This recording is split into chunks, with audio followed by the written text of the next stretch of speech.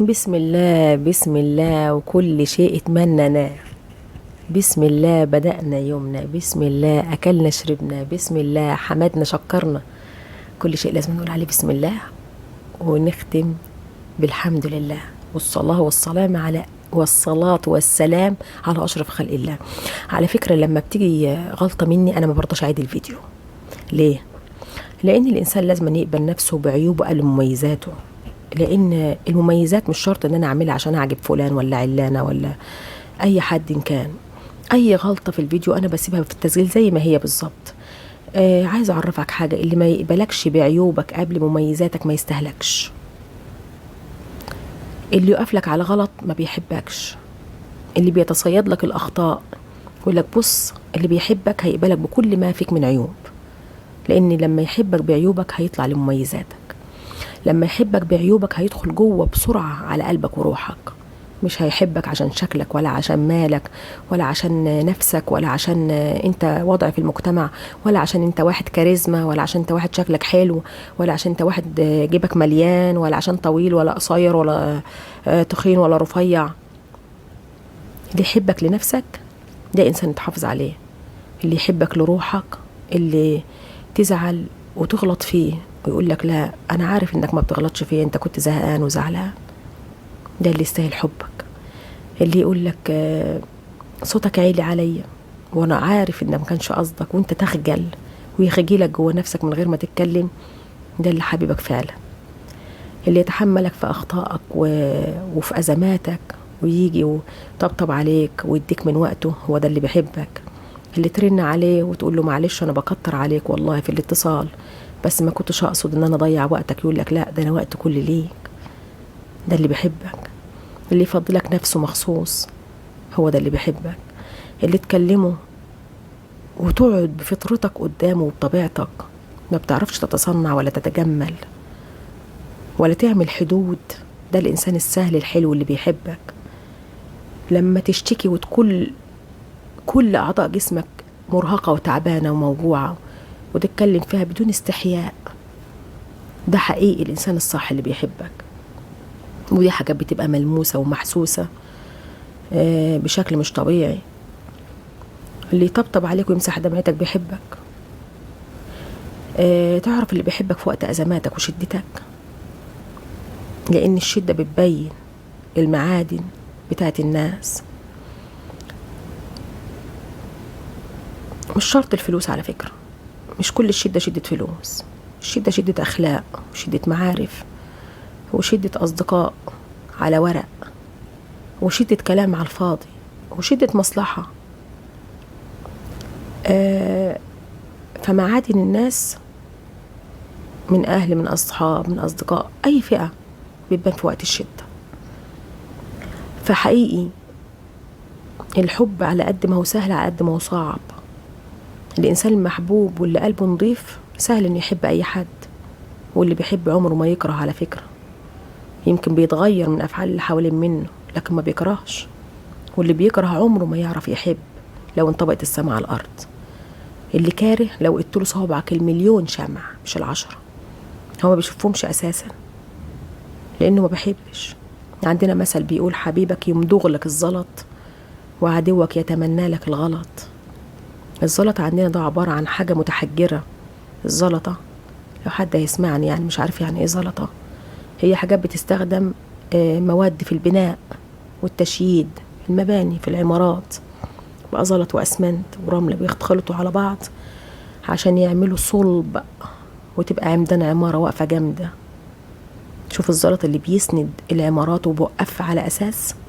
الحبيب بيمضغه وهو بيتمضغش، مش عشان ما بيتمضغش عشان جامد، ده تعبير مجازي على ان المحب ما بيشوفش غلط في حبيبه، بل بالعكس ده لما بيشوف الغلط بيعمل نفسه مش واخد باله.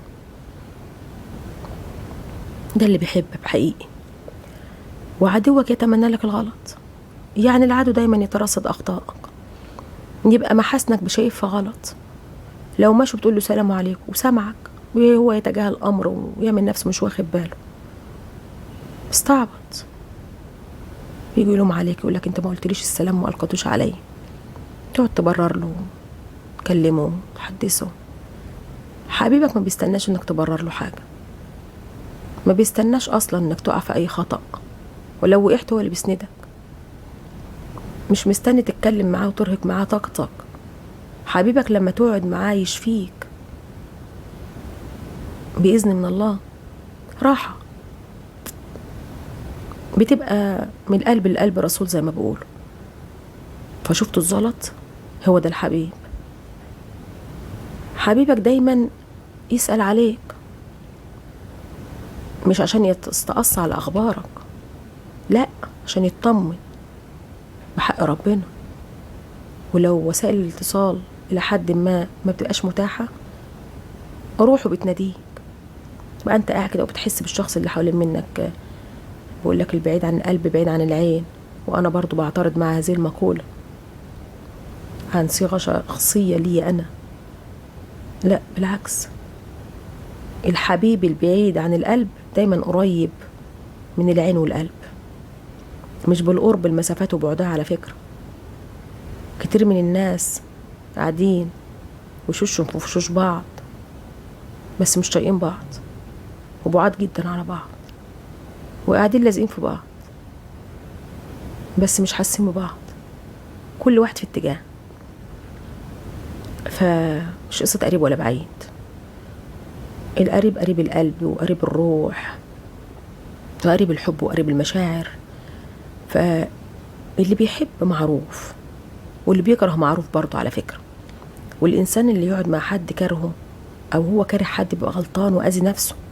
أي نعم الظروف بتضطرنا لبعض التعايش، بس أنا مش بأيده برضه.